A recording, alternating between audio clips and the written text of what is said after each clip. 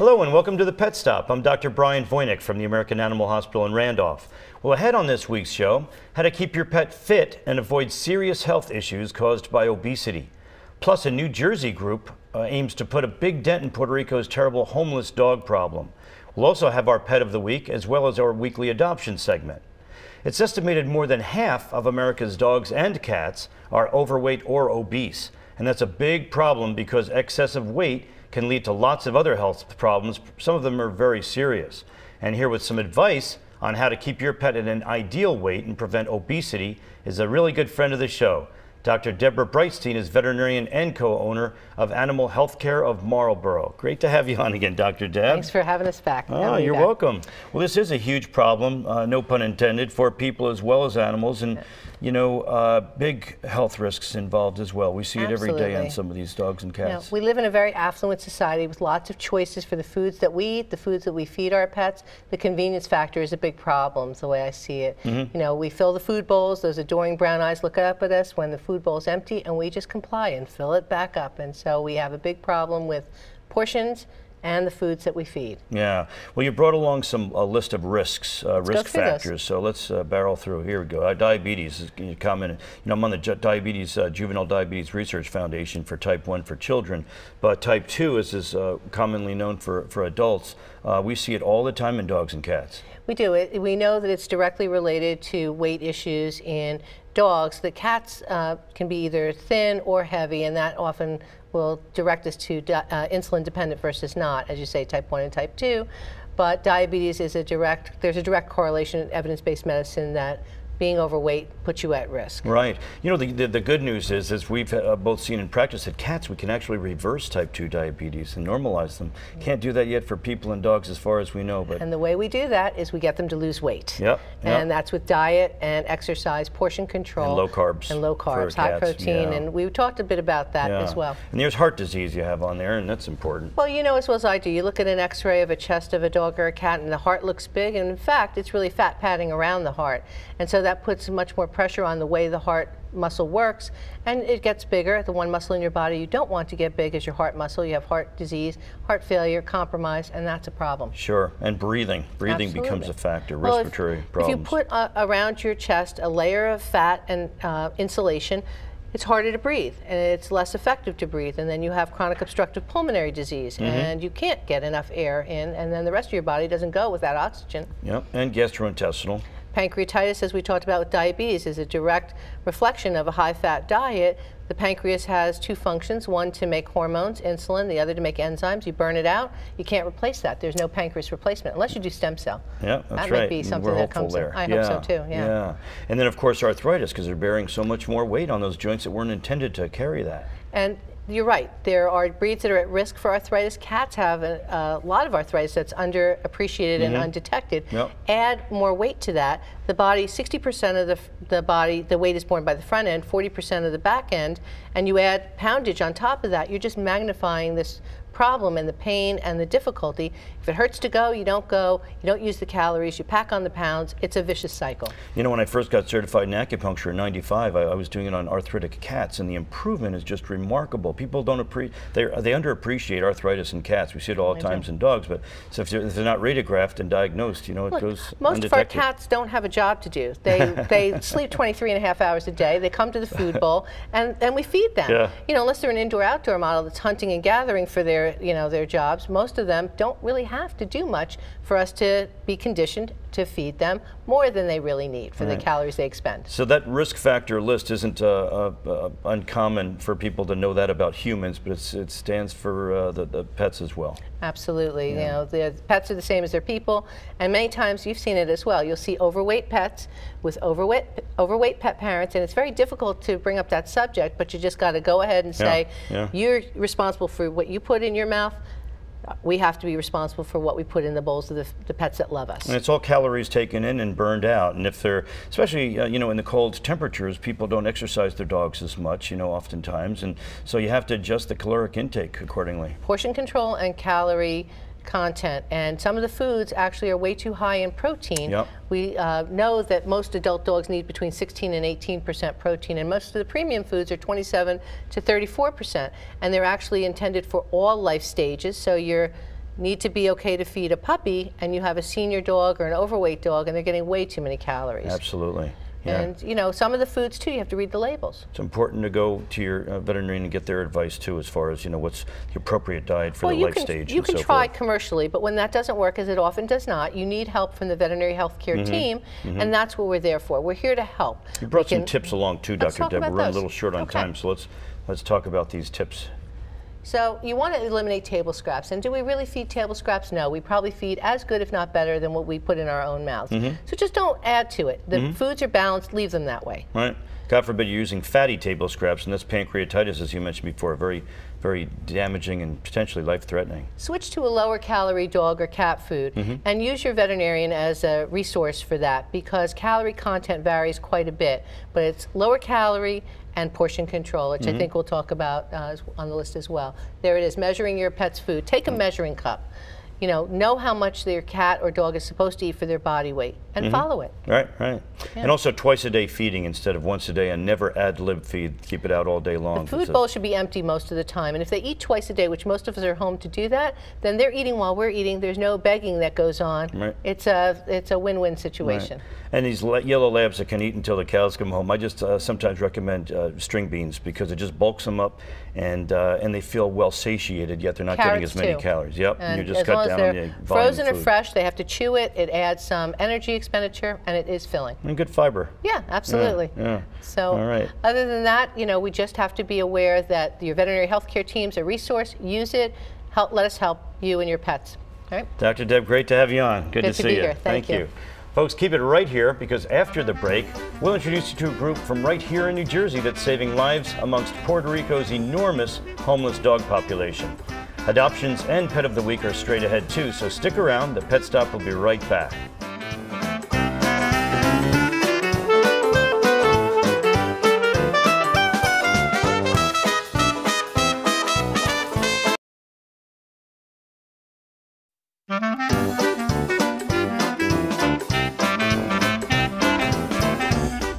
Welcome back to the Pet Stop. I'm Dr. Brian Voynick. There are millions of homeless cats and dogs throughout the world, but in Puerto Rico alone, there are upwards of 150,000 orphan dogs. They're known as Satos. A new charity based right here in New Jersey is doing its part to rescue and find homes for as many of the Satos as they can. And here to tell us about their mission is veterinarian and president of Project Animal Worldwide, Dr. Kerry Garcia, as well as PAW's Director of Finance and Business Affairs, Ellen Latorre. Welcome. Thanks for coming on. Thanks for having me. This is a huge problem. A lot of people have known, and we've talked about this before on the Pet Stop, is Dead Dog Beach. And how did you become aware of the problem?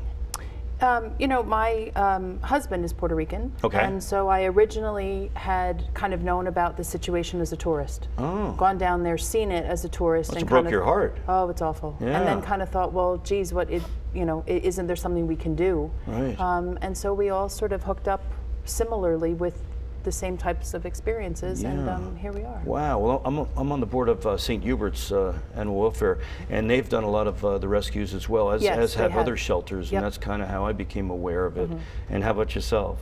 Well, first I got inducted with Monito here. I was fostering him for Wag On In Rescue. One of our family members, Kathy Miles, runs Wag On In, and I fostered him. She was bringing up dogs from Puerto Rico, and I was fascinated by the whole situation there, so I decided to go down and see for myself, and a few of us went down. We went to Dead Dog Beach, where I got my second Sato right off the beach, Maisie. And what's the literal translation, Ellen, for Sato? It means like mixed breed, mixed breed, like street me. Dog. Right, we're all Satos. Okay. And as a matter of fact, you have a celebrity on your lap, because isn't she on the cover of this recipe cookbook that you can get on your website? Yes, this is Monito, and Monito's Mojitos is a delicious recipe in there in the book, and he's the bartender on the left over there. And Marianne Small, I understand, who's a huge animal Marianne advocate, Small is a wonderful this. person. She designed that, as well as a lot of other things for us. She's very helpful. Great. So, Dr. Garcia, what's the deal with Puerto Rico versus the other islands? You know, there are problems in other islands as well, but it seems like there's a huger bigger problem there in Puerto Rico. Yeah, Puerto Rico has its fair share, definitely. The thing about it is that Puerto Rico is part of the United States, so you sort of would expect that there would be less of an issue. Unfortunately, there is not less of an issue. Spaying and neutering is not on the list of priorities. Wow. So you have a lot of unwanted animals. Numbers that are get out of dumped, hand, huh? Yeah, they do. Yep. Yep. And so did you get involved not only organizing but also as a veterinarian actually doing spaying and neutering there as well? Not as such, but making it happen. Yeah, future plans are looking like that might happen. We are involved at the moment in an ad campaign, trying to organize one, get sponsors for low-cost spay-neuter clinics so that it becomes more available. People are more likely to, sort of want to do that. Great. I think yes, I'll probably be asked to help out. And we're looking at some video now, and I guess that's around the area of Dead Dog Beach, huh? That's actually Los Machos Beach in Ciba, and that has the problem as well as Dead Dog Beach with just abandoned dogs. But most of the beaches have one or several people that help out. They go feeding the dogs once a day. They keep track of them. We were able to meet the person who takes care of the animals at Los Machos Beach, and she filled us in on a few of the facts, and in October we brought back 6 of those dogs from the beach, and made a lot of friends down there, so we're in touch with her. They seem friendly, Gary, huh? It's incredible. Most of the dogs that are there have been at one point somebody's pets. Really? And so they've been dumped, and when you go there, they hear, the tails are wagging and they sort of come running. And I understand rabies is a huge problem. It is. Wow, it's dangerous. Thankfully, the dogs are friendly enough that we don't really worry about it. You sort of just take them, put the leash on, and put them in your car. But we're very careful as an organization to vaccinate every single dog. Yeah. And they're held in Puerto Rico before they're brought up here. I see. So, quarantine them for at least 10 days, I suppose. Absolutely. Yeah. Absolutely. Well, that's really terrific. So how many trips do you make down there? We try to go twice a year. Sometimes it works out to be more often and sometimes less, but at least twice. There are animal control officer courses that are offered. We try to get down there for the big conferences and the graduations. Great. And you're trying to get these shelters to be more on the ball. I guess there's less than 3% are adopted, I read. Yeah, they have a 97% euthanasia rate, most of them. Wow. And it's just due to overpopulation. They don't have space. What a shame. Well, your website is excellent, by the way. Thank you. And it really goes over, like if you donate $50, you can spay or neuter a dog and have them microchipped and vaccinated. Yeah, right. And it goes upward and upward and upward, and I think $250 actually does all of that and gets them to the United States. Flies them up, so it's just wonderful. I mean, $5–10, whatever you could afford. It's going to a great cause. Every bit helps. Yeah, just to see them in this state, as we're looking here on the video, is just it's very horrible. Heartbreaking. Yeah. Most of the conditions that these dogs suffer from are fixable. Starvation, mange, heartworm. I mean, they're all treatable, fixable conditions, which is what makes it so frustrating. Is they don't have to be going through this. Right. You can probably bring some acupuncture needles with you when you go too. That's another thing you and I have in common. You learned through Dr. Shea at the University of Florida there. Only the best, that's right. He's great. I went to China with him 8 years ago, and what a teacher he is. I would love to do that. Yeah, terrific. Well, it's great what you're doing, Ellen. And how many people do you have in your organization now? Do you need more volunteers, more help? We always need help. We always need help. If anybody's interested, they can visit our website, projectanimal.org. There are 5 of us that have founded the organization, and we're always looking. Both from the Jersey Shore area. Yes. Some good headlines for the Jersey Shore for a change. Good stuff. Right. And we do have many friends in Puerto Rico that are also of help for us. Great. Yeah. Well, as I said, the website's impressive. Thank you for the T-shirt. Your T-shirts are available on the website. Coffee mugs, water bottles, just bags even. Everything goes to help the animals. Yeah. Right. And we do have our latest fundraiser, our cookbook. Okay. It's a great gift. Christmas is just a couple. And drink recipes, mojitos are in here too. Yes. So. Yes, mojitos. Thanks so much, Ellen. Gary, thanks for coming on. Thanks and keep up the so much great work. Thank you very much, Wonderful stuff Dr. Jersey folks are doing here. Folks, now it's time for our Pet of the Week. And these pictures were sent to us by Stephanie in Middlesex County. This is her 1.5-year-old dachshund named Coco. He loves lots of attention and will tug on pant legs and socks when he wants to be cuddled. Here's a tiny little guard dog who's emitting a bark much bigger than a dog. He loves to bark while in the car, especially at the gas station, where attendants are always amazed that such a little guy has such enormous lungs. It's all for attention, though, and he's very, very friendly. He even has one blue eye, which makes him even more special. Folks, if you'd like your pet to be Pet of the Week, send us your pictures. You can mail them to the address you see on the screen or email them to thepetstop@news12.com. You can even email us videos of your pet, but be sure to tell us why your pet should be Pet of the Week. We'll be right back with this week's adoptees. Dogs are...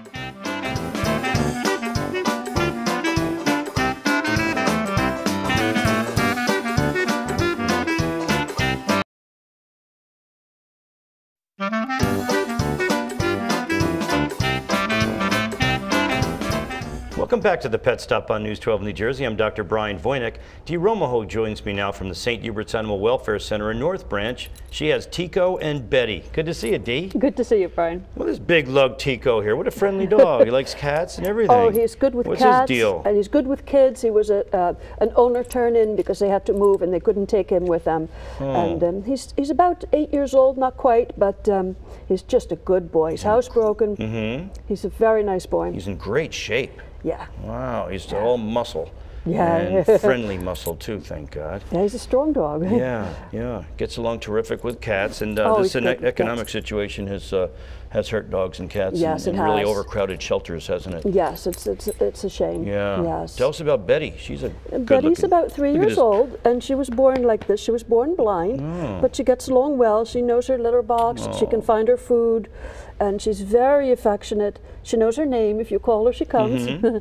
She's just a great cat. Oh, she's pretty too. Yeah, she's very pretty. Well, that's great. So you're overwhelmed with cats as well as dogs at this point, aren't you? Yes, we are. This guy we forgot to mention just loves a good belly rub too. So hopefully we can get this this big lug adopted. There you go. He's rolling over again. Oh, okay. Well, you got some great volunteers there. You could use some more, I'm sure. And we can always use volunteers. Keep up the great work, Dee. Thanks for coming. Thank you. Okay, folks, for more information on anything about today's show or past shows, just log on to our website, news12.com. Click on the features and scroll down to the Pet Stop. You'll find all the information you need right there. That's all the time we have left on this week's show. I'm Dr. Brian Voynick.